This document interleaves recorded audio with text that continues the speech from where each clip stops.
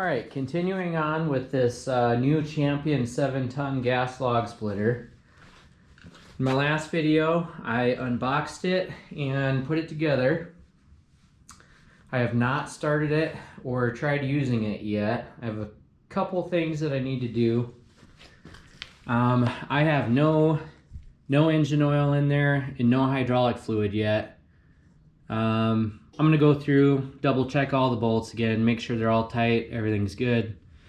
But before I put any fluids in it, in my last video I talked about there's two issues that I'm gonna have with this that I already knew about before I even bought this thing. One is that this wedge is way too skinny. And that's a problem because it doesn't spread the wood apart. So what happens is your logs, when they go through here, they split apart, but they don't separate. So you're basically like just cutting into it and then it gets jammed in there. And yeah, that's a problem. So I actually grabbed a bunch of kind of scrap metal that I had that I've been holding on to for a while. I'm gonna see if I can't cut some of that up, kind of figure out a couple little pieces that I can weld onto this wedge to widen it. Maybe out to like there. Anything is better than this. As long as it's wider, just even if it's an inch on each side, so it's more of a V shape.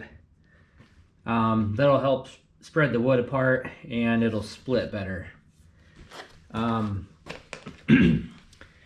I need to get some pieces cut up and I have to grind the paint off of this so then the weld is decent. I can't weld on this paint.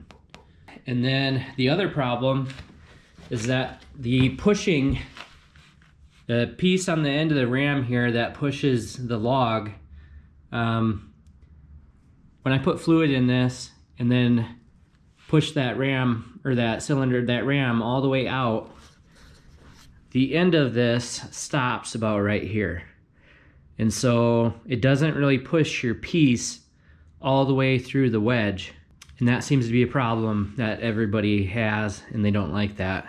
I can't really like make an extension on here to move this piece out farther, because if this goes too far, it actually derails off of this. It has to be on this lip on the side. It has to stay on here, that way it doesn't come off, because this is keeping this from going up or down or side to side. And that's kind of the only thing keeping this ram straight. Otherwise that could bend based on the half beam design that this thing has. Pretty similar to my old Husky 20-ton splitter and my super handy 20-ton splitter. So that's one of the things that Champion did right with these, is this thing here keeping everything straight and in line. But anyway, I want this to push my pieces all the way through the wedge, so I can either weld something on the end of this that extends it maybe 1.5 inches or 2 inches, or a lot of people just kind of cut a sacrificial piece of wood that they put in there as a spacer, and that pushes your log through the wedge more. So, and that works fine. One thing about that is you're gonna lose, if you have anything on the end of this, you're gonna lose length that you can split, which this is not a big splitter anyways. I'm not splitting huge pieces of wood, so I'm not really worried about that. Trying to show what I'm talking about here. Technically, right now, the space between the end of the pushing thingy and the end of the wedge here is maybe a little bit less than 20 inches because this wedge is at an angle. So yeah, I'd say maybe 19 1/4 at most. So if there's any type of spacer on here, it's gonna cut that down to maybe 17 1/4, maybe 18, kind of depends. But anyway, that's plenty of space in there for the logs that I'm gonna be splitting in it. So this little brass fitting right here, I can't remember. I used to have the splitter a long time ago, 4 or 5, 6 years ago, and I remember I had a leak somewhere on this thing. And then I read online that some people say this brass fitting leaks. And I'm not really sure what that fitting is for, but might need to look into that. Another thing too is in my last video, I had mentioned how I couldn't get this clear tube, low pressure return tube, I couldn't get that all the way up against the side of that pump. And I need to do that because I would feel better if it was on there farther. That way there's less of a chance of that leaking. And when I put this thing together, it was so cold that day, this plastic tube did not want to bend. It didn't want to do anything. So maybe I can get it now. I'll give it a try.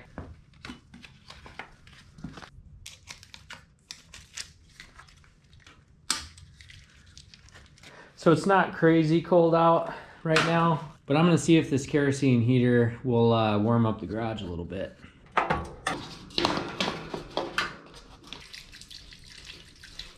Jeez, that ought to do it.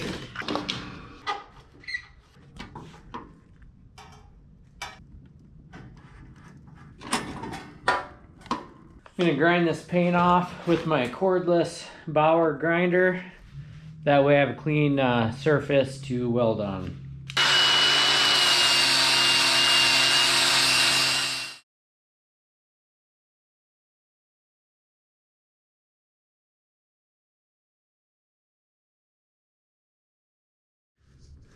So that's way better.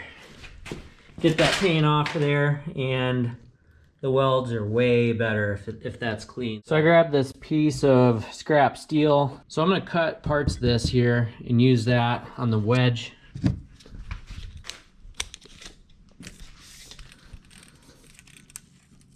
I would say maybe, I think 3 inches.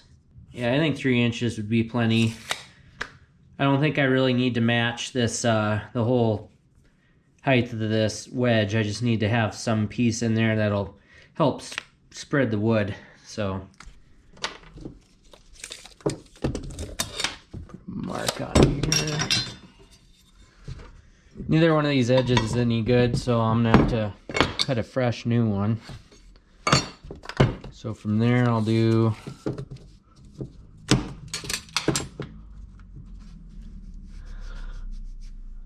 you know what, instead of 3 I'm gonna do 4.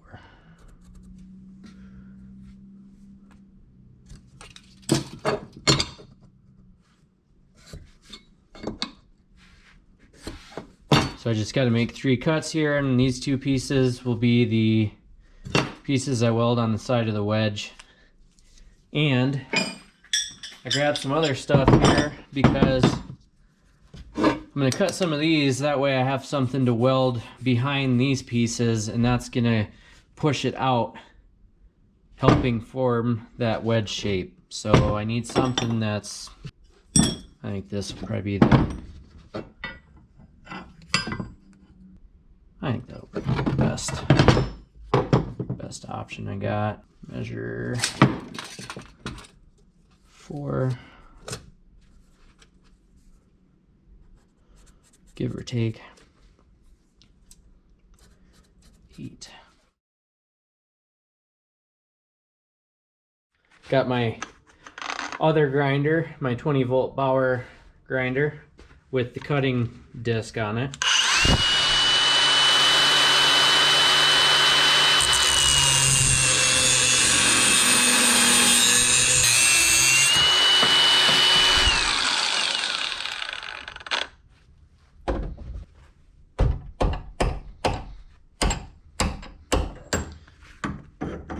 Whew, that's hot.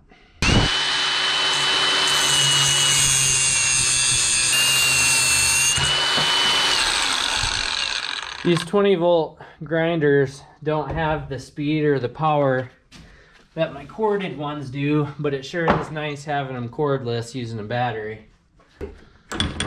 Okay, these.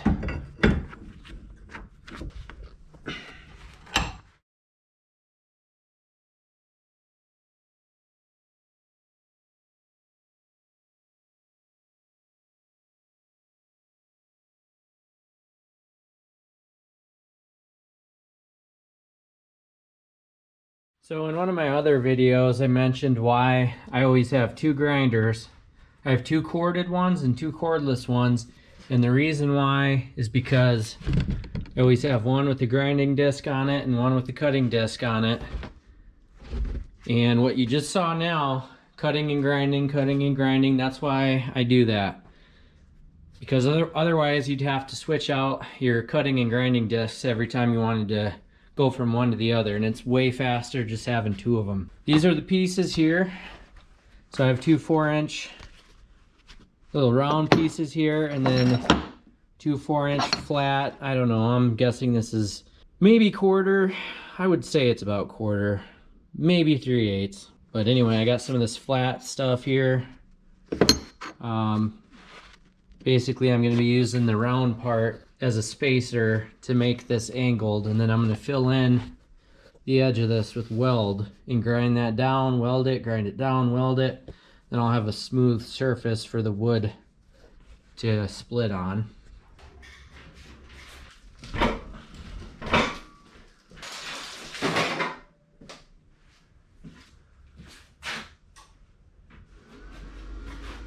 Can't turn this thing up too high, otherwise it'll trip the breaker.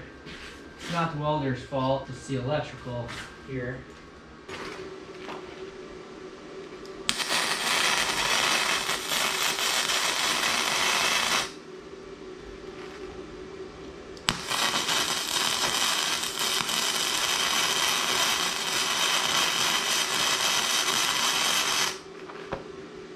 I have this thing set at 70 right now, which the max is 140, so it's basically 50% power at the moment.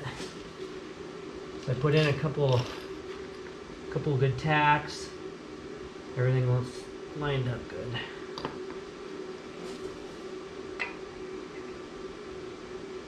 Yeah, I think that's good. I like that. That's a good angle. So I'm going to keep going on this side.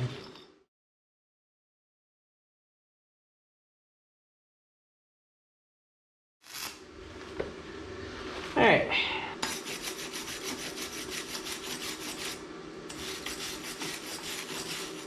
I do a much better job with thicker metal than I do with sheet metal, like the kind I had on my wood stove project.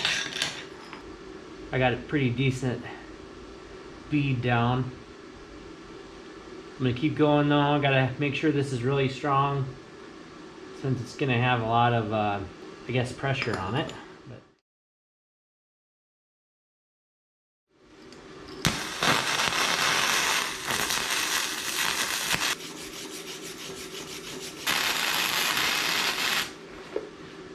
this welder works really well, and I think what really helps me is that the wire speed on this machine is not that fast. But I think that kind of makes you take your time and control your puddle a lot better, because when I use like a Lincoln or a Miller or a Hobart, when you can have really fast wire speed, I kind of lose control a lot easier. Looking pretty good. I'm probably welding material that's a little thicker than what this is rated for. So I'm gonna have to do a couple passes on this, get it really good and hot. I might turn it up just a tad, but I think I'm doing just fine. Okay, I think I finally ran out of wire. Possibly. And I did. Ran out of wire. Now when I got this welder, Arccaptain sent me an extra spool of welding wire, and a spool also came with it. When you buy one of these machines, it comes with a spool, but they also sent me another one, and I'm glad they did, because I have it. It's been a while since I've done anything like this, but I think I remember how to do it. Sorry about the lighting in here. Take that off.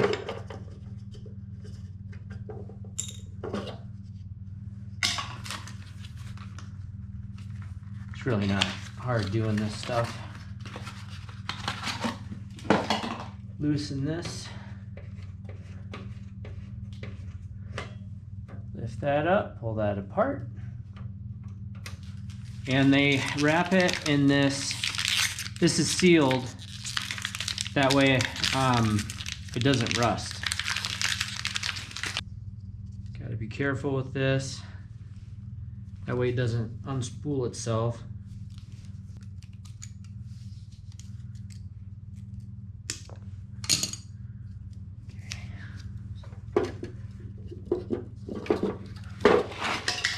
Goes on there like that. You have to turn this thing back on so I can feed the wire.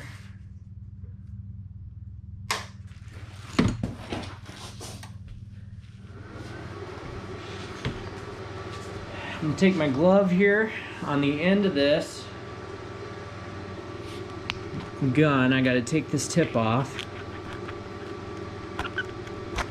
And then we have a consumable on the end here that also has to come off.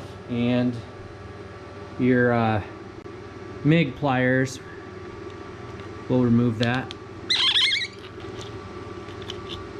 Take that off. This is the old wire. I'm going to grab that with my pliers. I'm going to pull that off.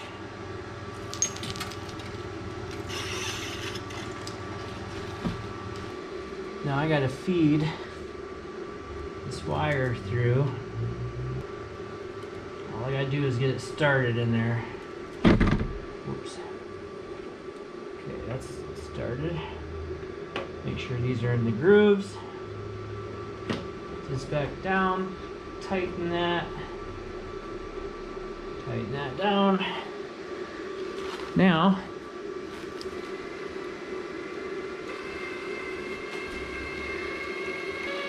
wire speed on this machine is slow, so it's going to take a minute.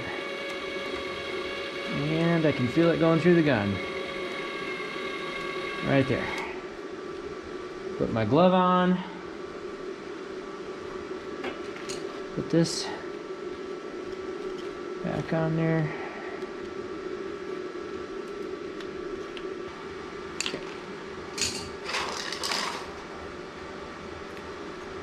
Tip back on. Trim off the excess. Can't forget to put this back on.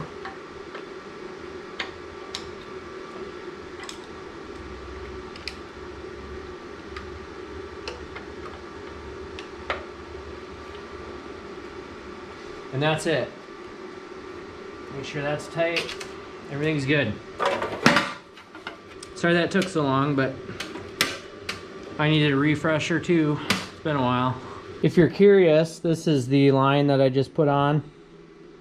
E71T-GS self-shielded flux cord welding wire, 0.03.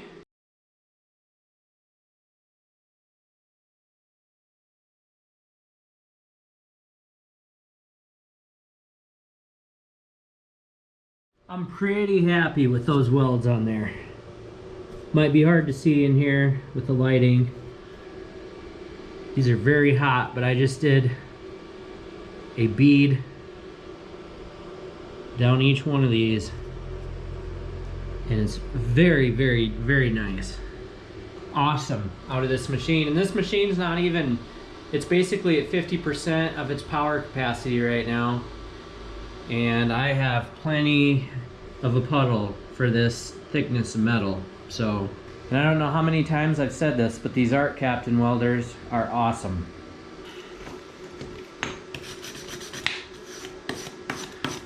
Got out a light here, so you can kind of see that a little bit better. Filled that in with weld.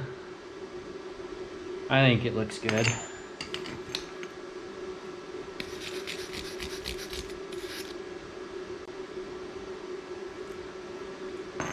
Probably do another pass on the bottom side here.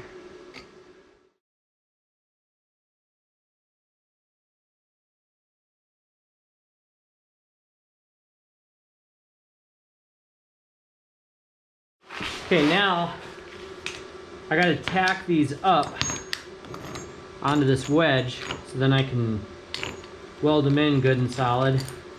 These things are hot. This wedge is actually angled forward a little bit. It's not straight up and down. And I'm sure that's on purpose to help aid in splitting wood or whatever. But I want to get these things pretty much as straight up and down as I can get them. So I'm going to use this to help do that, this magnet.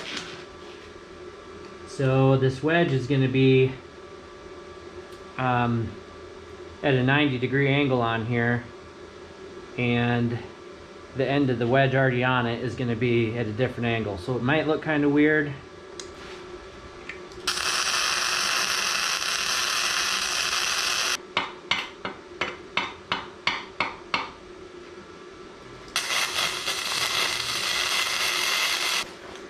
Okay, I got a couple good tacks on there. I'm gonna have to pound this in there closer, but basically I gotta take this other piece, put it on the other side, get it lined up exactly the same. I want the other piece to also be at a 90-degree angle at the top of this frame. I want it the same distance from the top of this wedge and about the same distance back from the edge of this wedge as well. Just so it's symmetrical on each side.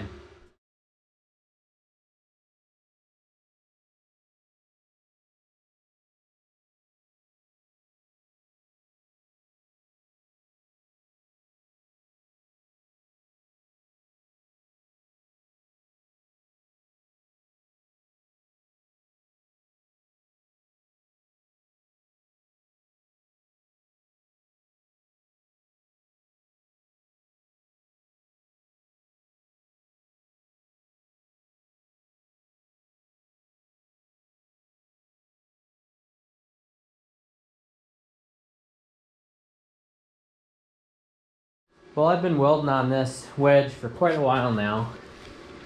I know it looks ugly, but I weld on it, grind it down, weld on it, grind it down. So I've been grinding at it for a while, looking a little bit better. Still have a lot to do, a lot to fill in with the welder.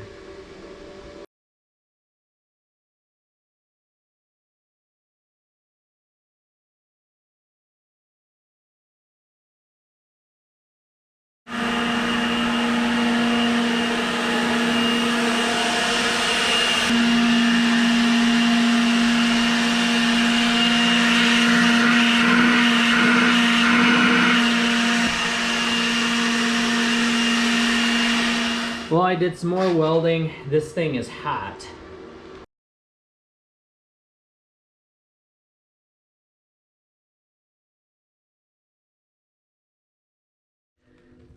Well, there's how it's looking. I still have a lot of grinding to do, but a little bit rough.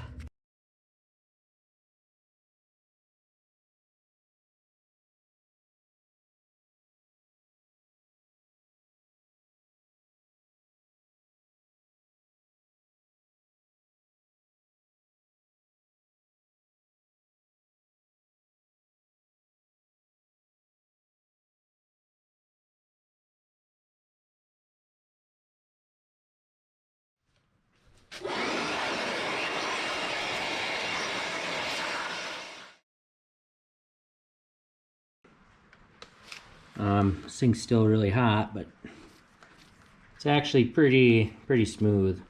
I need to keep going with the grinding. My grinder's really hot. I'm glad I switched over to my corded one. Before I put fluids in this thing, I'm gonna take a look at this plug here, see whether or not I need to do anything with that, because I don't want that leaking. But I'm gonna try to get this low pressure return hose on better.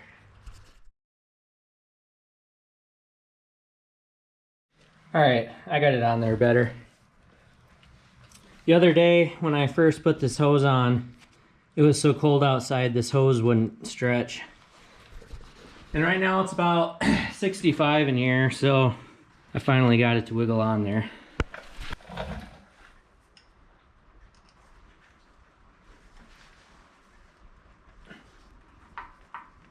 This is an old screwdriver. The handle's made out of the Mayflower. Now let's take a look at this brass fitting.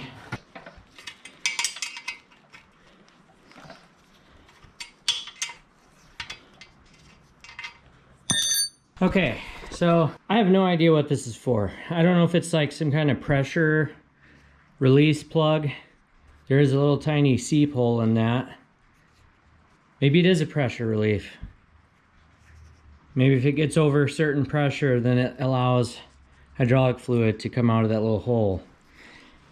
4 or 5 years ago when I had this same splitter, I had a leak somewhere on the side of the main frame. And I'm guessing this is probably what that was. And if I remember right, I was splitting really crappy ash wood that was probably too much for this splitter to do, but I was kind of forcing it.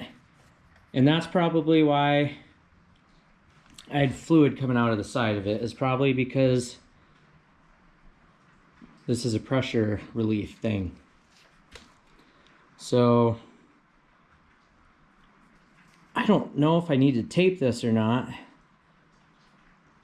Maybe for fun I'll throw just a tiny little bit of tape on there to create a better barrier, but there's nothing I can really do to get fluid from coming out of that little hole. So maybe I'm making a mistake by putting this on, but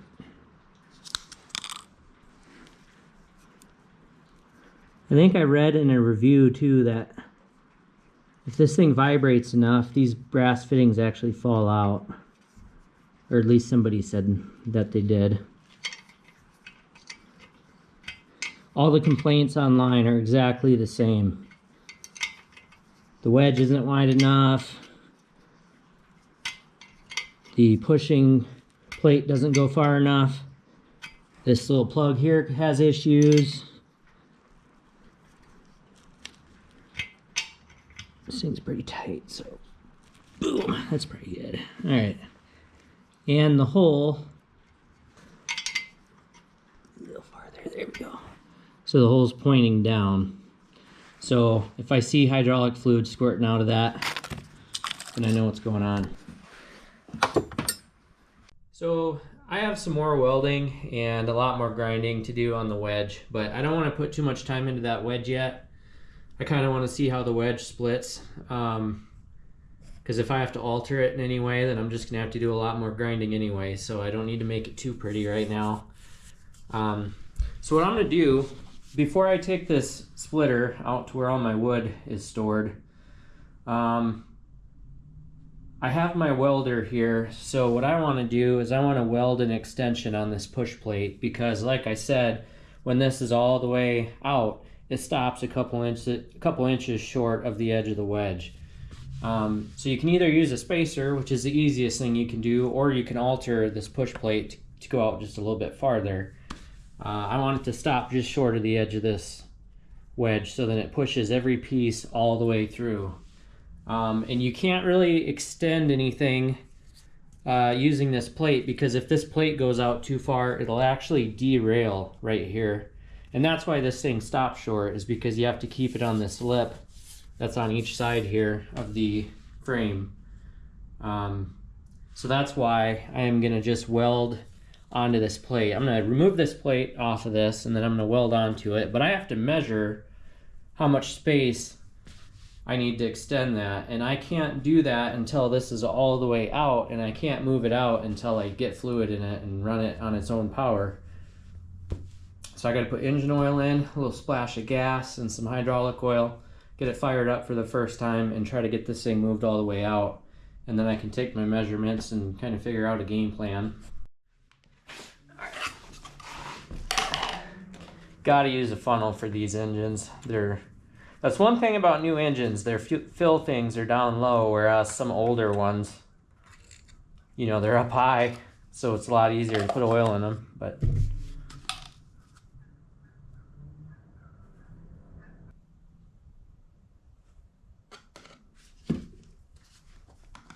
I don't see any wires, so I don't think it's one of those engines that shuts off when the oil's low. So this might be one you got to make sure you're checking so you don't run it too low and blow it up. I have no idea how much hydraulic oil this takes. I should probably look that up, but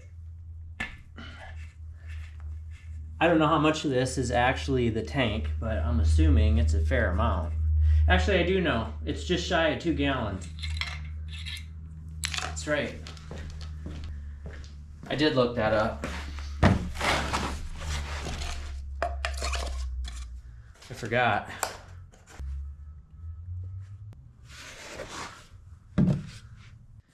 So I just checked because it was bothering me. It's 1.5 gallons, so I have quite a ways to go here. Then I might have to start this thing and get some of it circulating before getting the full 1.5 gallons in. I really just want to get it started and run it long enough that I can get the cylinder out so I can measure that, and I'll do more of the break-in stuff later. Run the engine longer to break that in, and then obviously make sure the hydraulic system has enough fluid in it and it's all purged of air, and I think that's enough hydraulic fluid for now.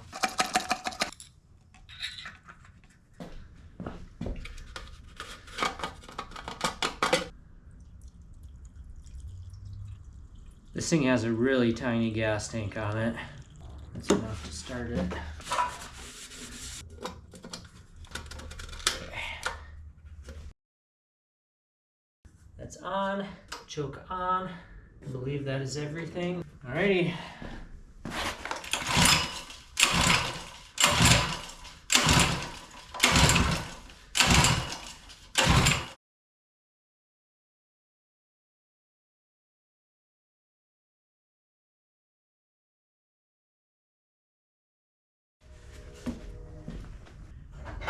I'm gonna give this thing a little inspiration.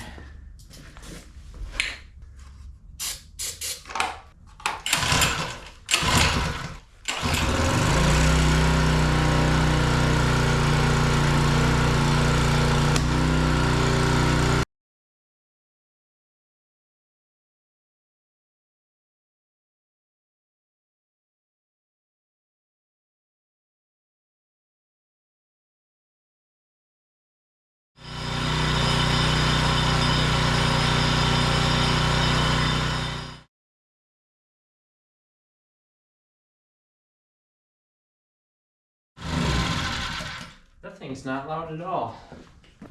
Runs pretty good, actually. It just, I knew it would start hard. Anyway, I got my measurement. I'm gonna take this plate off, and luckily there are no leaks, none that I could see yet, but I am sure glad that I got that low pressure return hose pushed up against that pump. Far less likely to leak.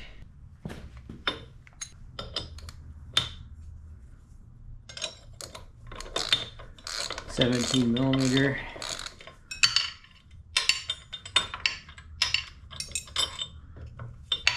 Put this back so I don't lose it. See what I mean?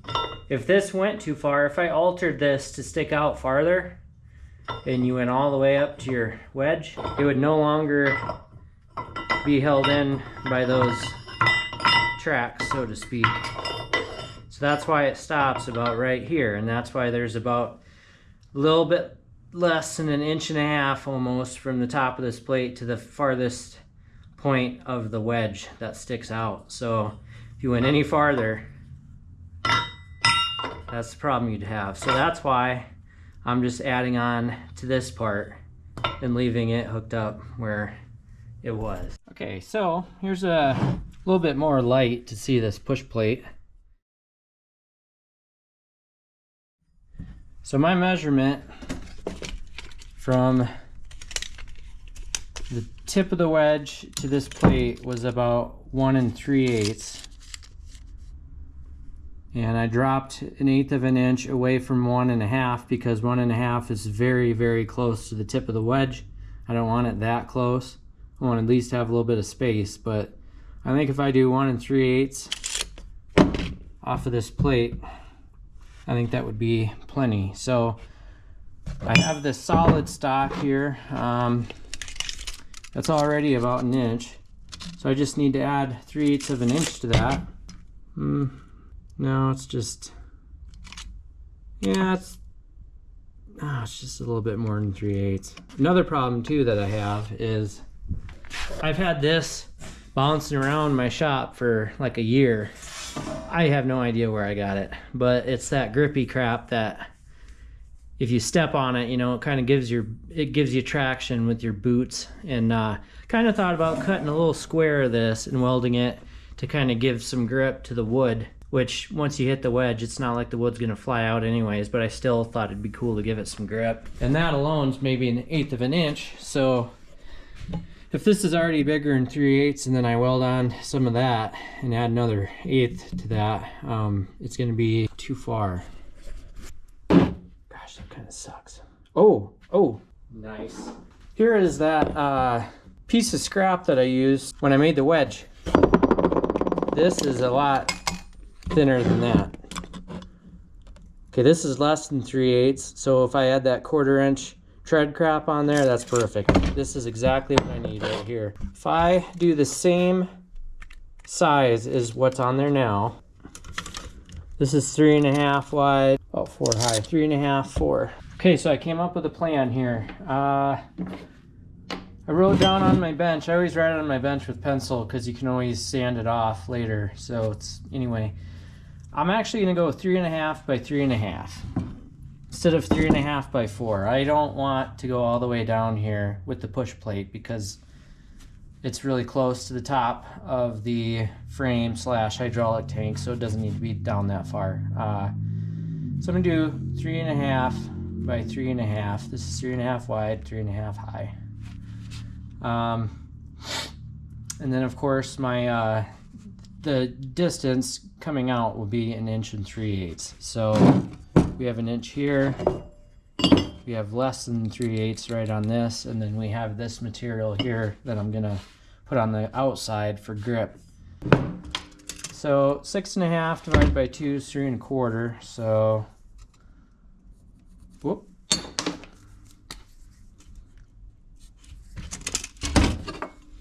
Put a mark right in the dead center of this bad boy. There we go. So I need to cut that in half. And then 2 3.5s for this. 3.5 times 2 is 7. So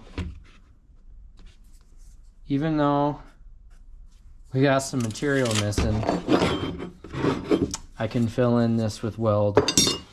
It's gonna look weird, but doesn't this whole thing look weird anyways? All the welding I've done on this thing. I'm pretty much hacking it up, so it is what it is. So 7 divided by 2 is 3.5. So we're gonna put a mark right there, 3.5.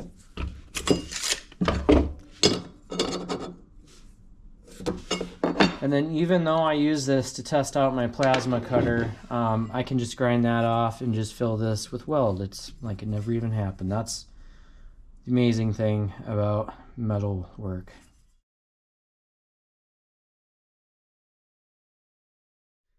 So before I can really start fabricating the pieces for this push plate, now I have a whole other project I have to do. I got my vise mounted to my table, so then now I don't have to cut or grind anything back in this corner. So now I need to cut some pieces for this little addition to this push plate. But I ran into a problem that I didn't realize that I had. So what I had said earlier was that I was gonna weld you know, 1.5 inches or whatever my measurement was worth of material on the end of this push plate. That way, when it maxes out and stops, it'll actually push the log all the way pretty much through the wedge. But what I realized is that if I would have welded something on the end of this push plate, I would have never gotten it back on. So if there was something welded on there, I wouldn't be able to do that, because right now that thing's darn near right up to the point of the wedge, and that's how you get it back on track. So I can't do that, so now it has to be removable, which, whatever, that's fine. It just means more work though, because it's a lot easier just to weld to that. But now I'm gonna have to use bolts and come up with some kind of design. Yeah, I'll have to look at it, but anyways, it has to be removable. But the nice thing about having it be removable is that if I don't like it, or it's not long enough, or it's too long, or whatever, then at least I can remove it and still use this thing with the push plate that it came with. But I think I have an idea. Okay, I came up with a plan. Best way to show you is just to do it.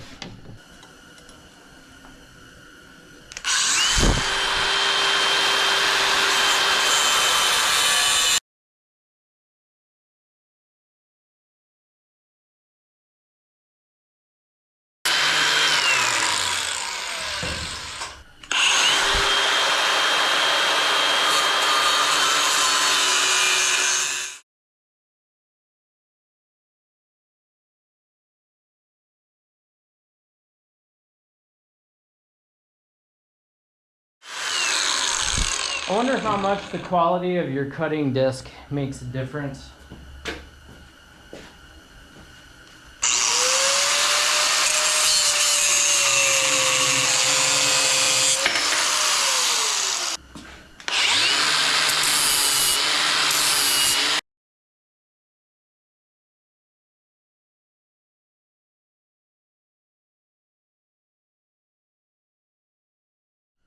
Okay, now I gotta cut the solid steel piece. It's 1 inch by 1.5, I think.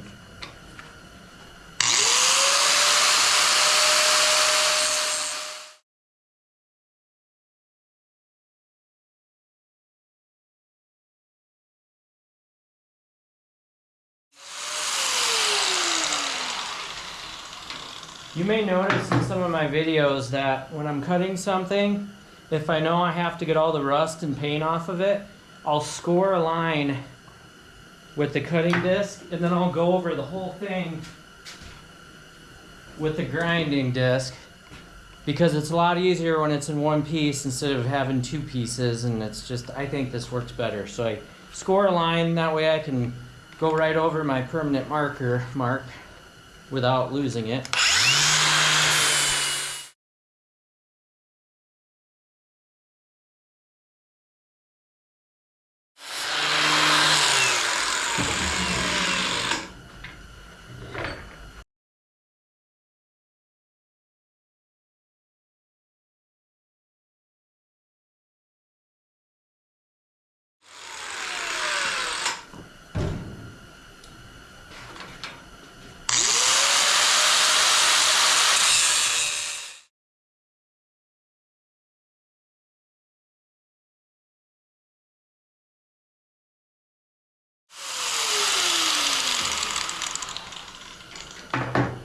I do like this vise. I think this is a great vise. Whoop, I forgot a side. To be honest with you, the fact that it doesn't rotate is like my favorite thing, because every vise I've ever had that rotates is a piece of crap, and it rotates on you, which is dangerous as can be with these tools.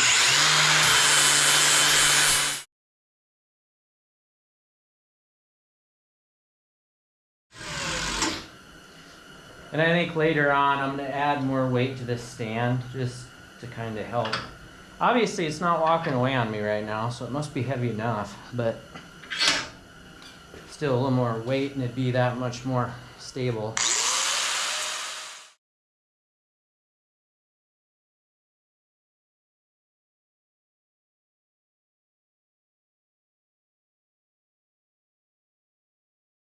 Every now and then I gotta look around, make sure nothing's on fire. It's what I absolutely hate about doing fabricating projects inside. I like the summer when you can do everything in your driveway.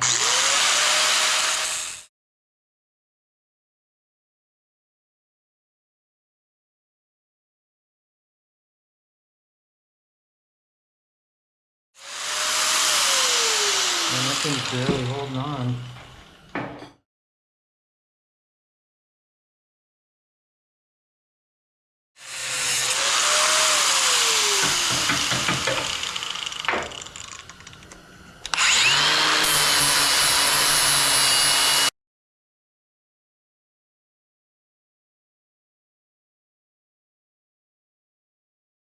Okay, so I got those thick pieces cut.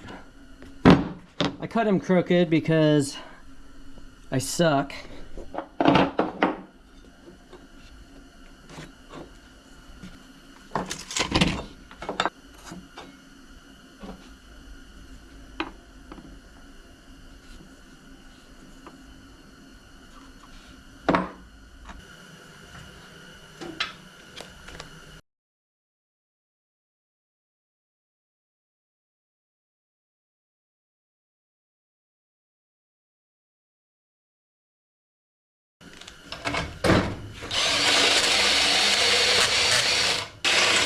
Okay.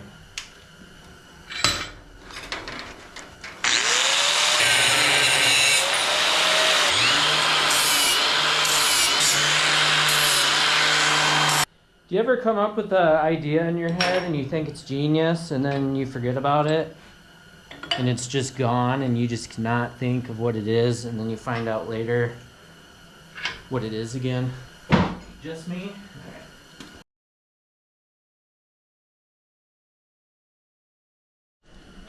Okay.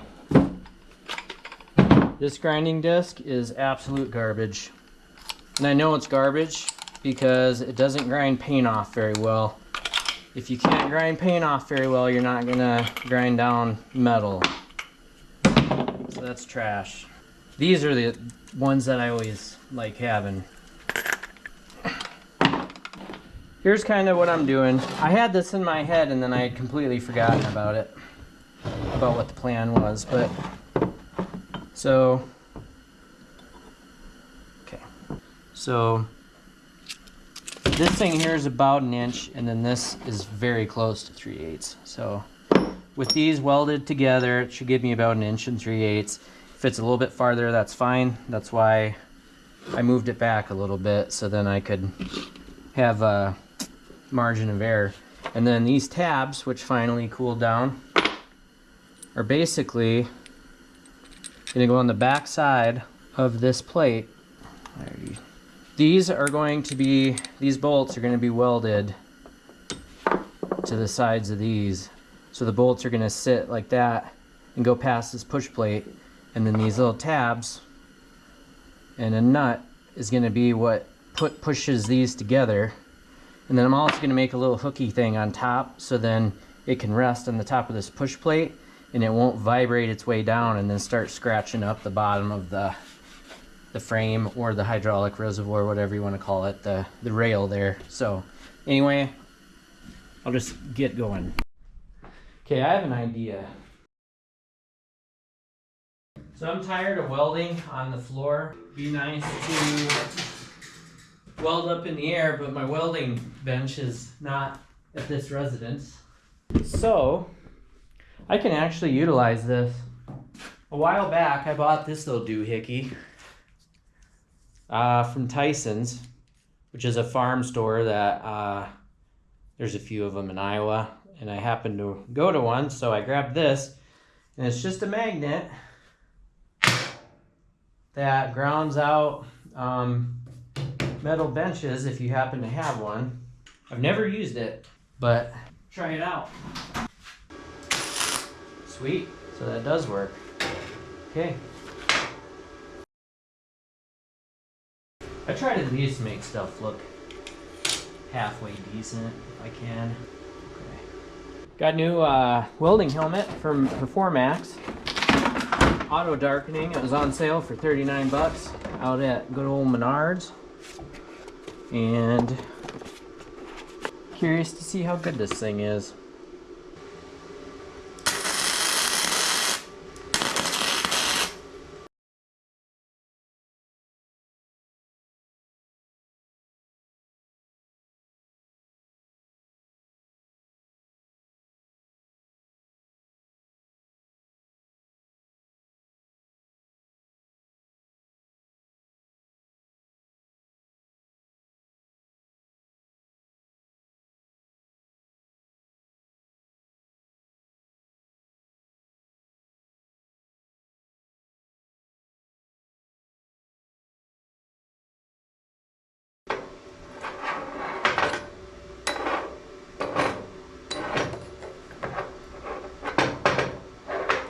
Sorry, camera died on me.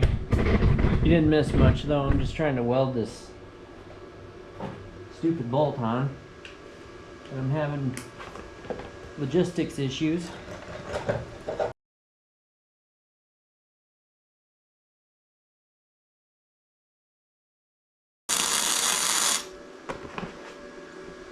This thing's got a good puddle going.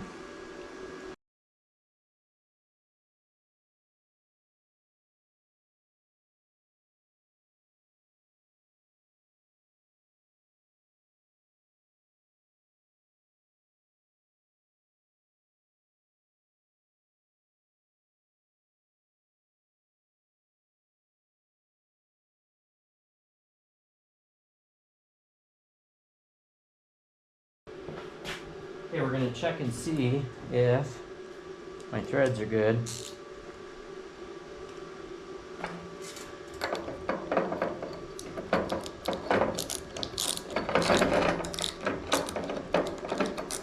thing's hot.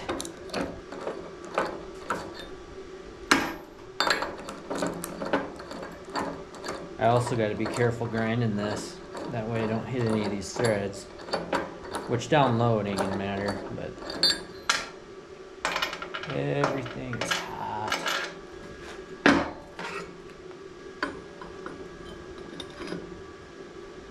It's gonna be perfect. So these little things that I made earlier that go behind the plate, I can actually cut these. So I actually cut them a little bit too long, and after everything's put together, I can cut these, so that's going to be nice.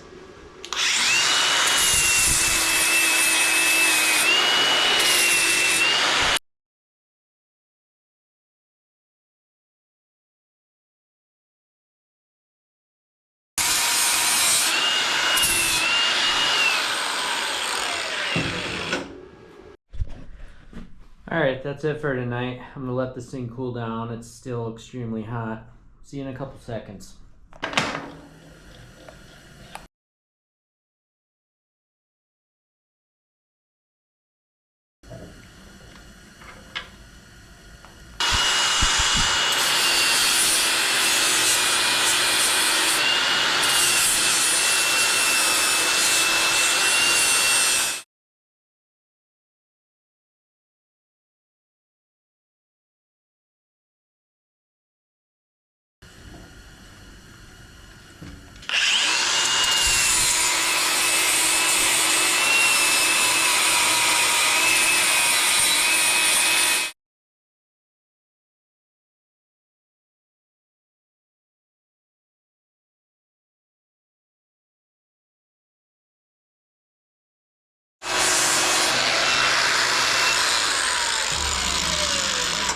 Alright, so I shut the camera off and did about maybe 20 minutes of grinding, and this is where I'm at.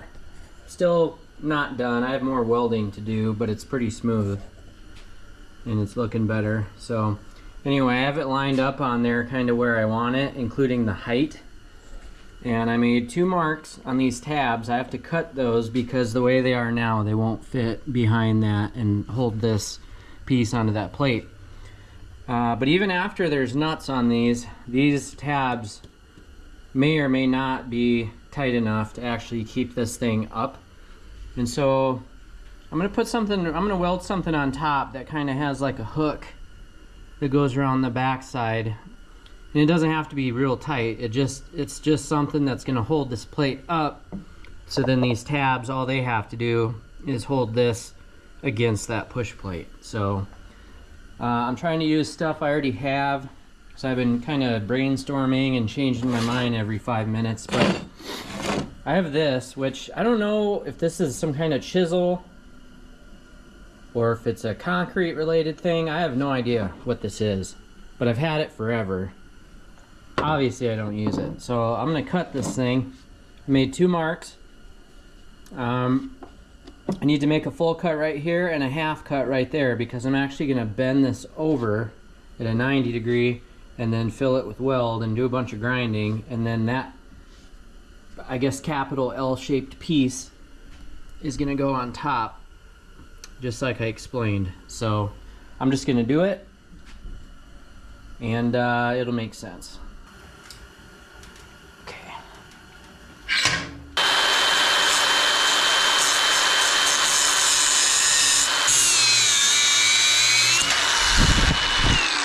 Geez, that took forever. I keep forgetting I can use my corded tools inside.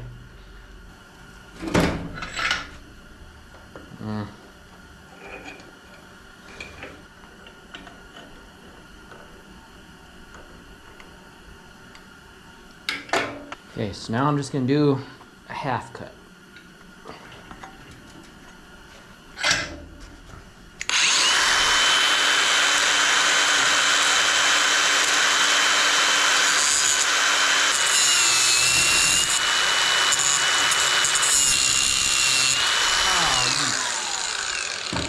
It's okay. It's okay. My plan didn't work. I'll fix it. That sucks.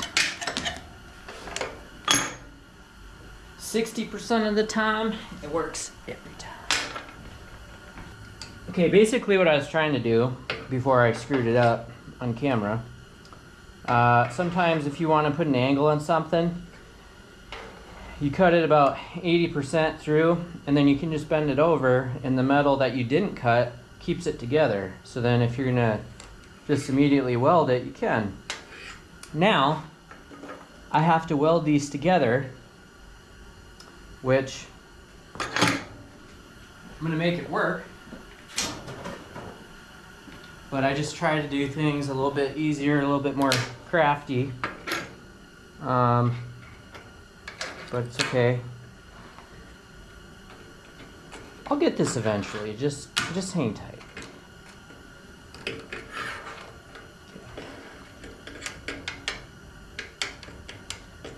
Okay, now I have it squared up. See what I mean by capital L? It's upside down right now, but you know what I mean. Okay. Everything looks square.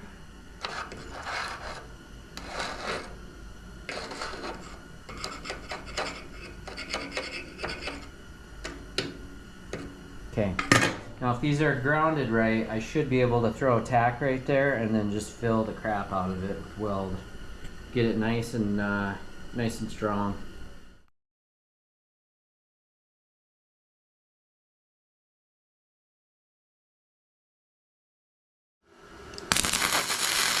Holy smokes, I can't believe it actually worked.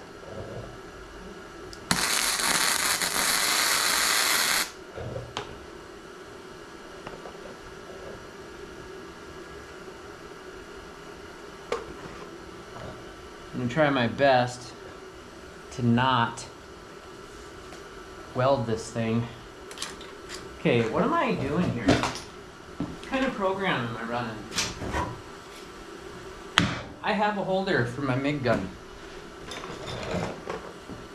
Man, looking like an idiot in front of a world audience on YouTube.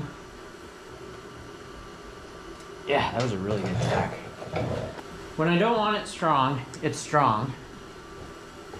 And when I want it strong, it's not.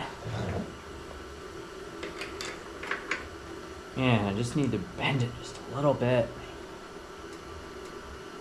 Only had some kind of device that clamped things down.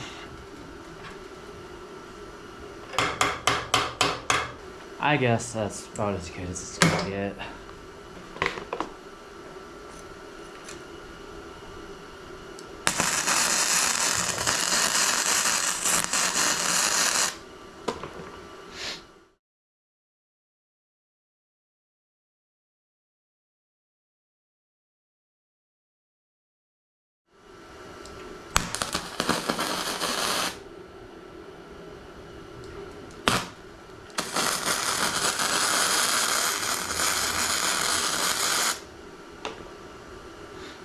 Thing's hot.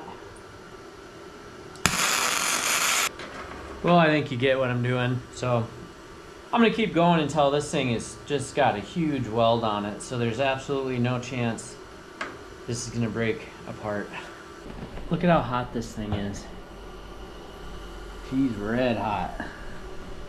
But I think I got all the weld in there that I need. It's not ever gonna get any stronger than that. So This thing needs to cool a little bit. Maybe I'll grab some water, and then I need to do a little grinding to it, and then I want to weld it to that piece. Okay, I'm doing some weird stuff here, but I know the plan will work.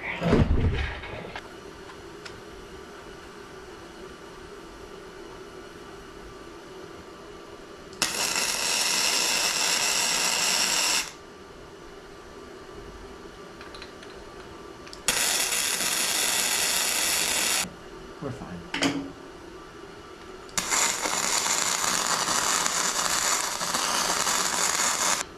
This super hot piece right here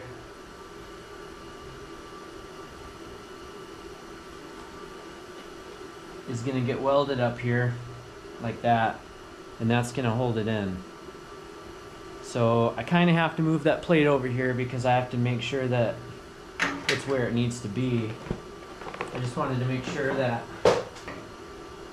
sure that piece was in there good.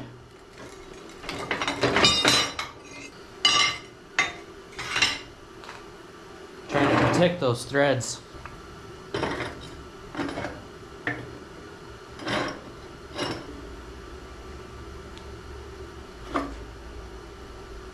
Those tabs can kind of be the last thing because they're not getting welded to anything. Now, this thing's still extremely hot, but I need to grind this just a little bit.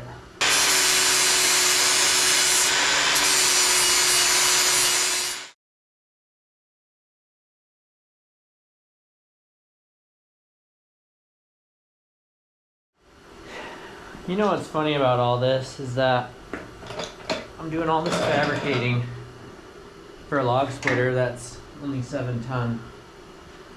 And everybody's been making fun of me for it already, so I might just be doing all this work for a log splitter that really doesn't even split much. I just like building stuff and tinkering. I don't know why people can't just enjoy life. That's exactly what I need. If I can tack this somehow.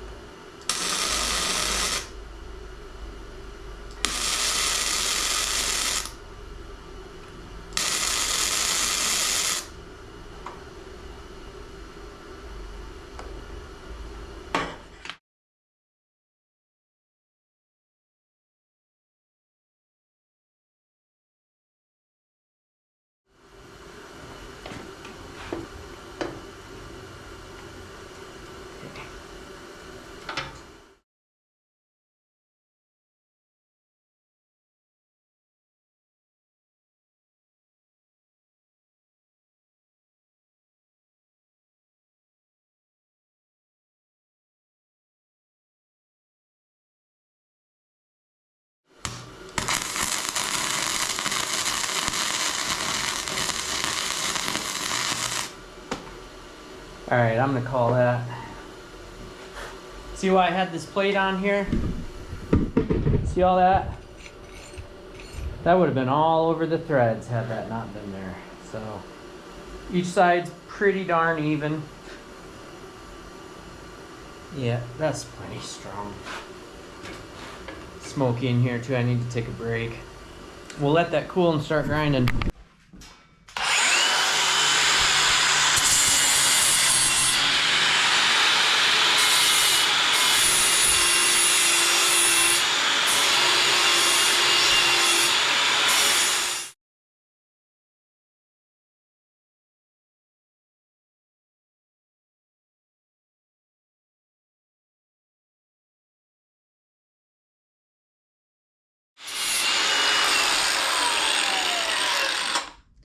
So that grinding disc, it's getting down there, but it still works. So these grinding discs that are blue are way better than pretty much every other kind, and that's just my opinion. But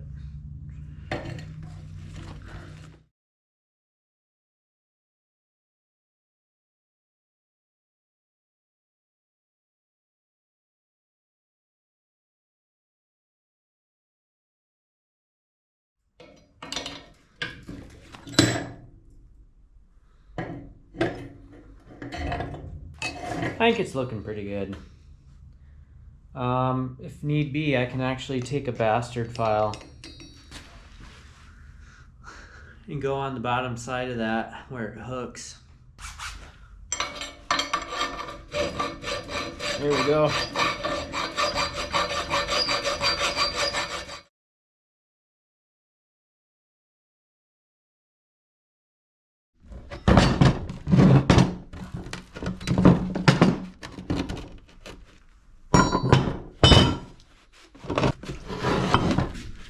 Cool. That's perfect. That's exactly what I wanted. That's still cooling, actually. It's really hot. We gotta cut these down because they're too long right now. But once these are on there and I got nuts fastened, this thing ain't gonna go anywhere.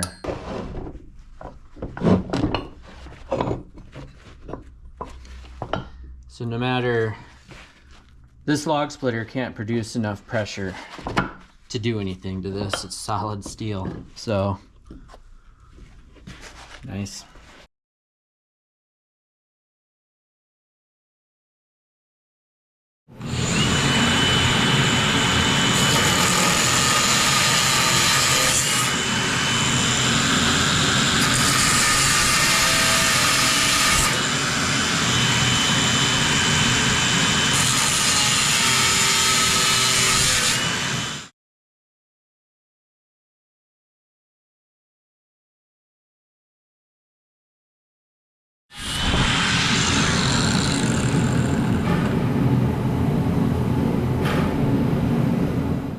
All right, so it's a new day and this thing is nice and cold. Now I can actually handle it, which is really great. So I got to kind of get a better look at it. That little hook thing I made is working fine. The bolts line up good. I got some more grinding I can do on this to kind of clean it up a little bit, because I did cut this little grippy piece that I'm gonna weld on there. So I'll grind this a little bit more and then I'll weld that in. That way it bites into the wood a little bit and it's not, you know, slippery or anything, which I don't anticipate any piece of wood to fly out because of this thing being slick. But anyway, these two pieces of metal here are just here to support this for me to look at it. So it just goes on top like that. And one bolt on here is a little bit crooked, this one, which drives me a little crazy, but whatever. I've already spent way too much time on this project. These two tabs, I measured and marked these out, so these are both unique to each side. So this side is already good. I just gotta cut maybe 1/8 of an inch off, and then maybe on this side about 3/8 of an inch.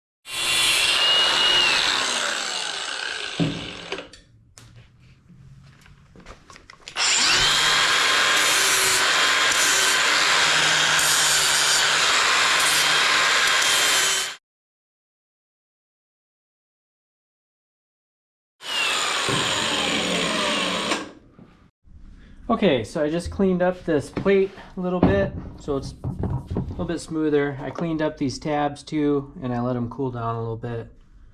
They're both on their respective sides now, so I'm gonna, before I weld this thing on here, I just want to throw this together and make sure everything's good. And I'll show you what I'm doing here. That's the back side. So you got that hangs on there, and then you got these. This one here goes here. And I think that the threads are good. So, yeah, I wonder if I need to take any more off on this one. And I really, if I really wanted to, I could hone that out a little bit so it's not so tight on there. Okay.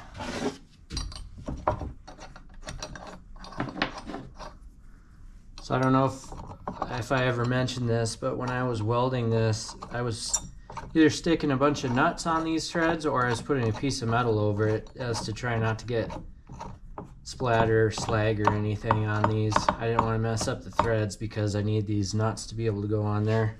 And this is removable. This isn't permanent, so I need to take good care of those threads. I don't need to tighten these down super tight, but for science, I'm just gonna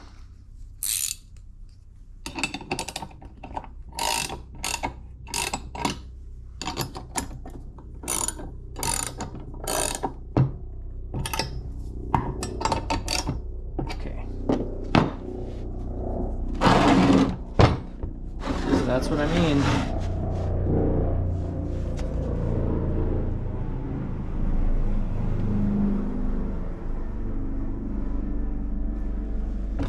Anyway, so that's what I mean. That's the plan there. I know it's a little ugly right now, but I'll paint it eventually. But yeah, that thing that hangs on top, that was a good idea. I'm glad I did that, because if I didn't, I would have to tighten these nuts down so hard that these tabs would be the only thing keeping this up off of the frame slash hydraulic tank on my splitter. So, and believe it or not, this little thing is heavy because it's made out of this stuff. This right here is pretty dense. So I gotta slide this black piece on my log splitter first so it's on the rails, and then I can put this on. Then I have to remove this if I want to remove this off of the splitter. So anyway, we know this works, so I'm gonna weld this thing on and probably throw this back on the splitter. I'm pretty much done with it. My only concern now is that when the ram goes all the way out, I hope that the end of this doesn't touch the wedge, because if it does, I'm gonna be mad. Let me turn this thing back.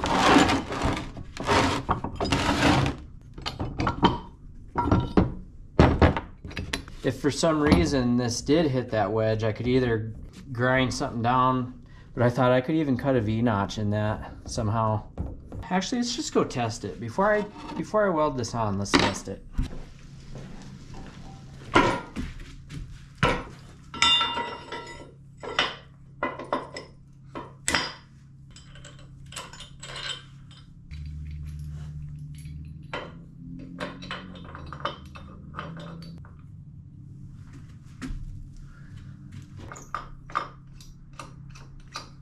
Hopefully this thing starts up.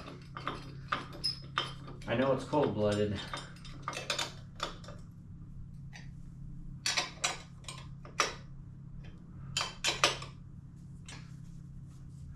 Not touching that. Cool. Oh, I hope this thing starts.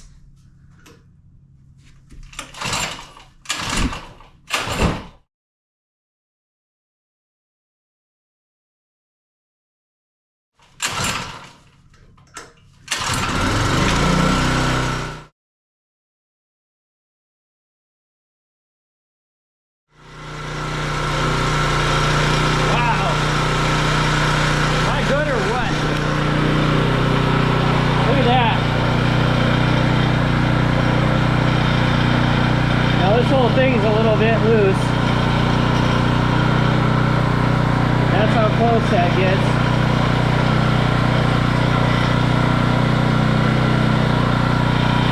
That's crazy.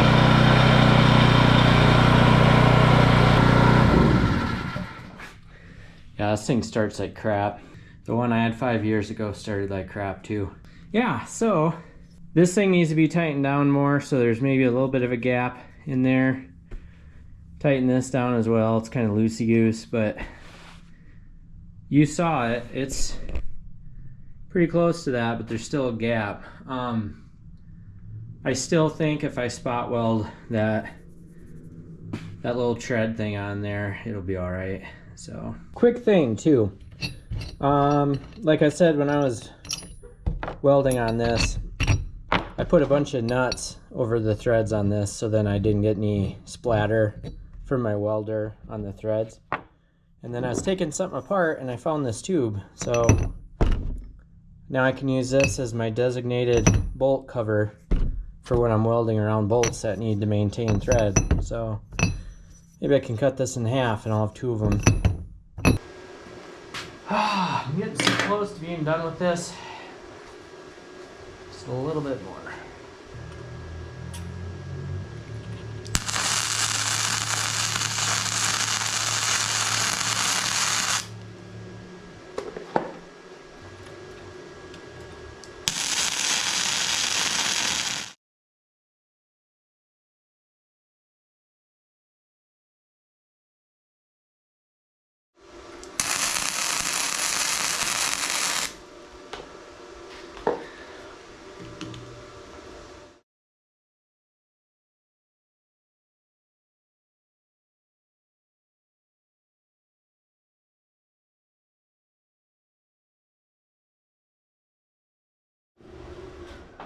Alright, it's not pretty, but I got it pretty hot and pounded it down with this hammer, so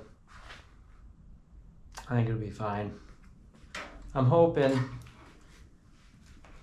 that I didn't get any slag on that threads there, but anyway. I love this thing. This is a great welder.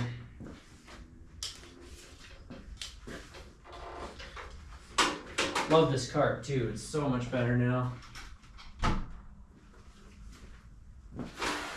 It's just so easy to get out and put away.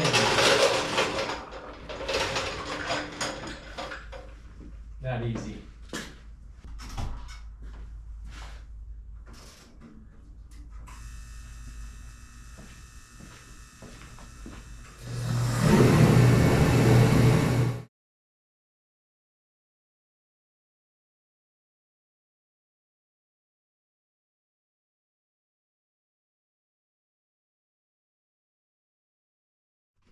Alright, so here's how it's looking. I had to let it cool down.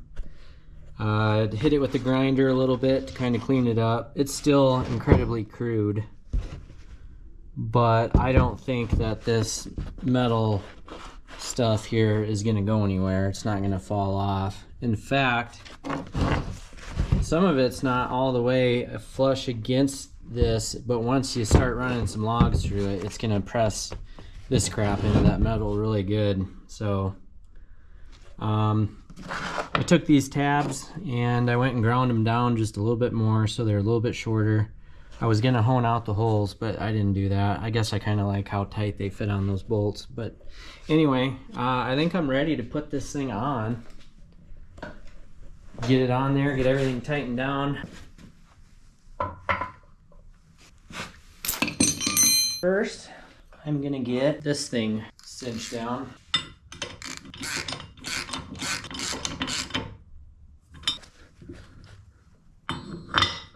I gotta say, even though this thing's crude, it is pretty cool. A lot of work, actually, for something so raw.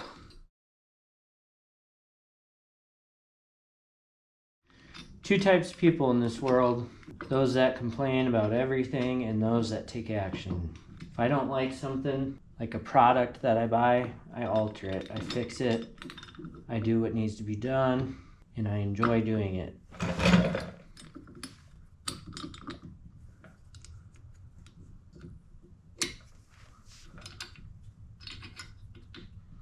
I'm gonna try to tighten these down kind of at the same whatchamacallit, so then it is uniform.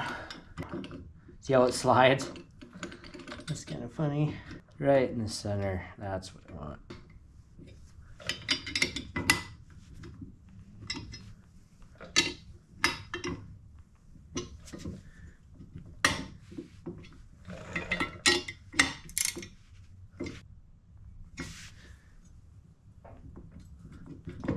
Look how cool that is. That is just so cool. That's why I love modifying things. Just make it your own, you know? It's got grip on there for the logs. It's not touching underneath. It's got the thing on top to hold it up. And then you got the bolts and the tabs holding it tight against that push plate. It's removable. I didn't have to alter any part of the original push plate. Technically, it shouldn't hit on the end of this wedge, but if it does, I will deal with that accordingly. I don't know how I'm going to structure these videos, but I have hours and hours and hours of fabricating footage. And I can't believe after all that, I still think that I am going to throw some more weld down right now on this wedge. And I want to do a bunch of grinding. The other side, like, isn't terrible. I'm not really worried about the wood having any problems on that because it is a little rough. I need to do more grinding there too. But this side looks like crap. I need to put some more weld on there. I need to build up some more material that I can grind down, make it look a little bit better, as well as add some strength. So before I load this thing and take it out to where my wood stockpile is, I'm going to make sure I do all the welding and grinding I need to do, because this thing's heavy, and when I load it in the back of my truck and move it, I want to leave it there. So I'm going to get all the welding done now.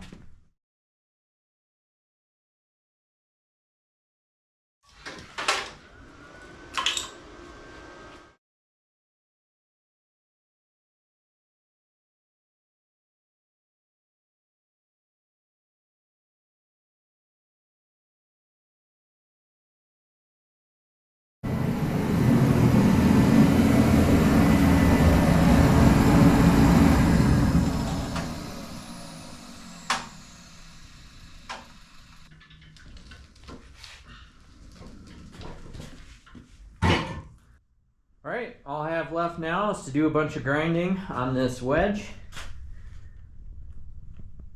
So that's going to take me a little while. Got a brand new grinding disc on my corded grinder since I'm going to be doing this for a while.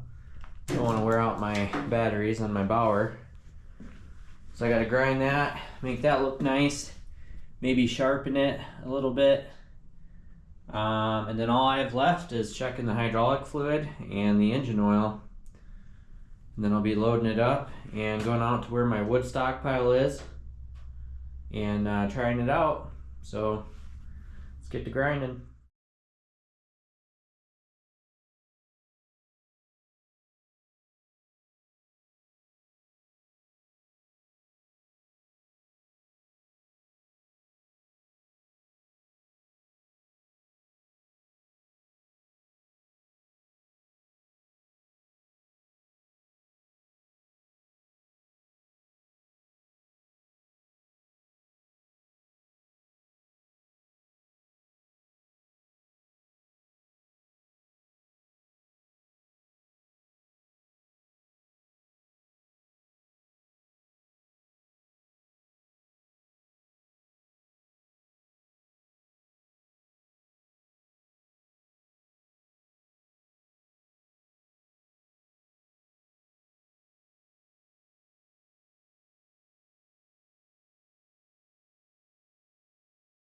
Alright, I've been grinding this thing for quite a while now, and I think right now it's probably about as good as it's gonna get, because I could grind this thing all day and it would still have pitting and, you know, voids that need to be filled with weld and then ground down again. I mean, I can't get it perfect. So, and I really don't want to spend too much time grinding that, because if this thing splits like crap anyways, then it'll have been a waste of time. So this thing's kind of gacked up from me hitting it with the grinder, but run a bunch of logs through this and it'll start wearing that paint down and taking all the splatter off anyways. So, but I think it'll be good.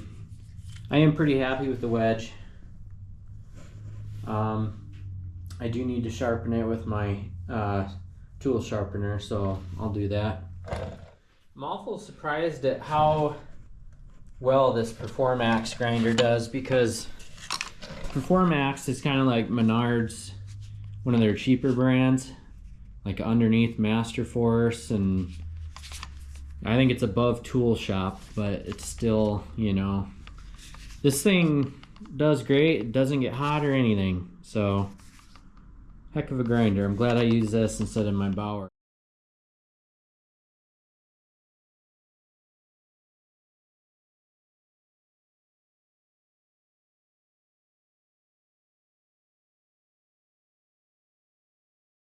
So this work sharpener turned out to be a cool little tool to do some really gentle grinding on this wedge. So I don't have it extremely sharp.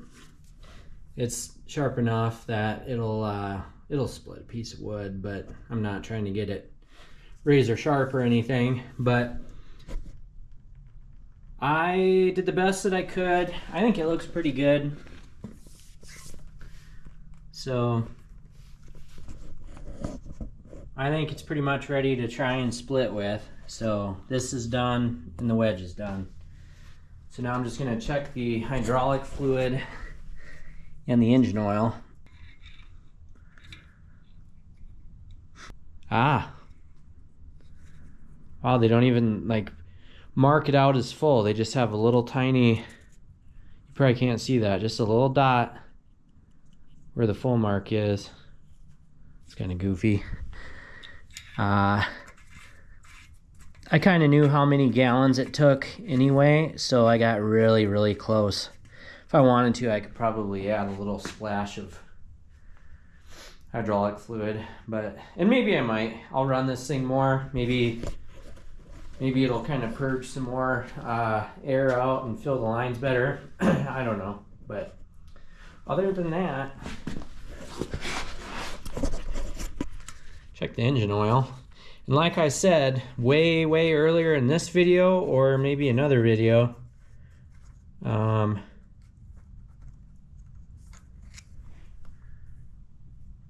it's good.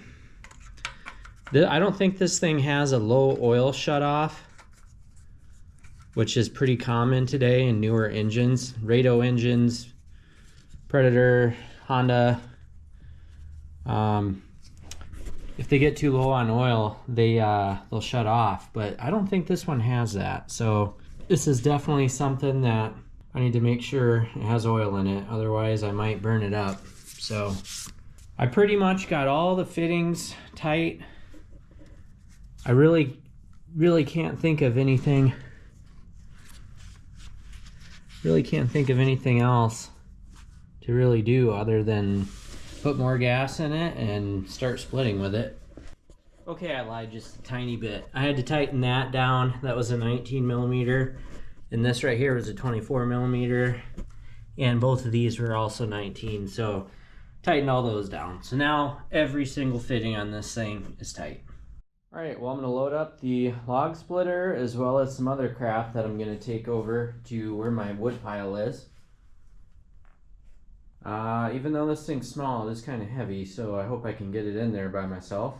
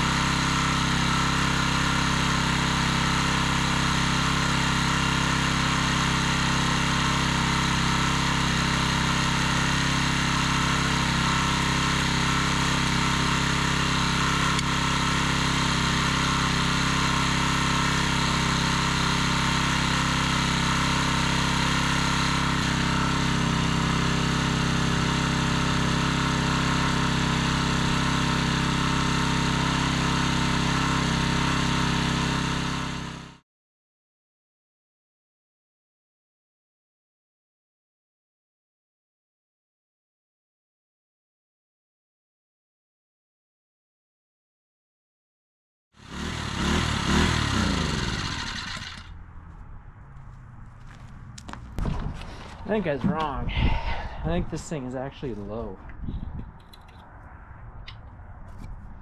Stupid dipstick's hard to see. It's not going to need much, but try to get it up to the full mark. I don't know why it's surging. It's not out of gas either. It's about half full, actually.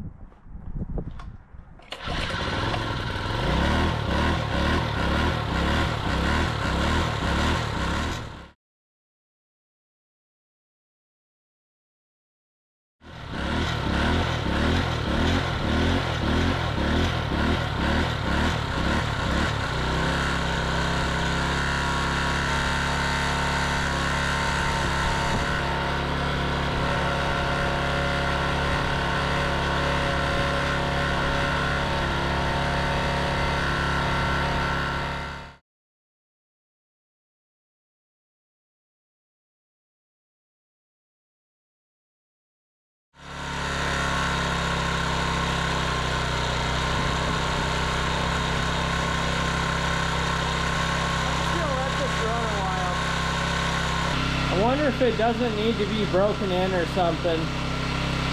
Considering it is brand new, I'll let it run for a while and warm up. It is cold out too, it's like 15 degrees.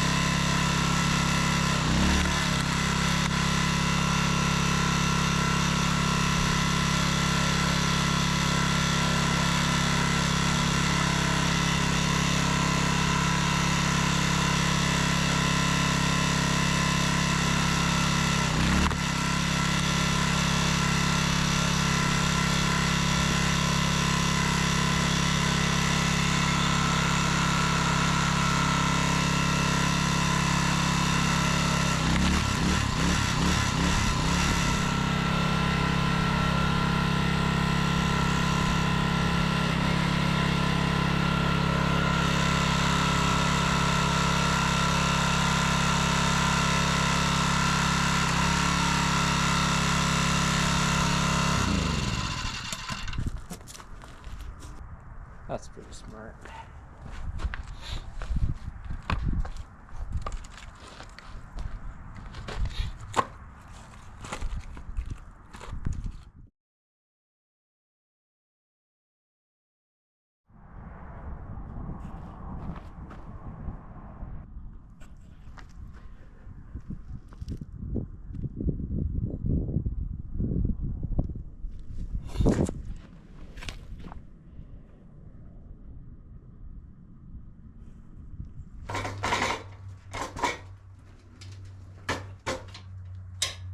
So you can say what you want about me. I know this is a small splitter. Everybody likes the old classic, is that a twig splitter or a kindling splitter, whatever. I know it's only 7 ton, but it's Seems to be splitting fine to me, and at least I don't have to swing anything to do it. And going into this project, I already knew what needed to be done. It needed an extension on the push plate, and the wedge needed widened. I knew that before I even bought this thing. And I think it just needed to warm up.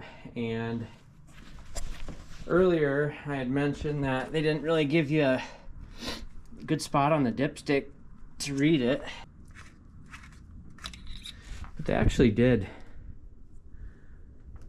My GoPro probably won't pick this up, it's really hard to see, but there's a minimum maximum line towards the bottom of the dipstick. So I was way off. I just couldn't see it. Must have been too dark in my garage. So, but I added a little bit, and I think it's kind of working its way through the system and doing a little better.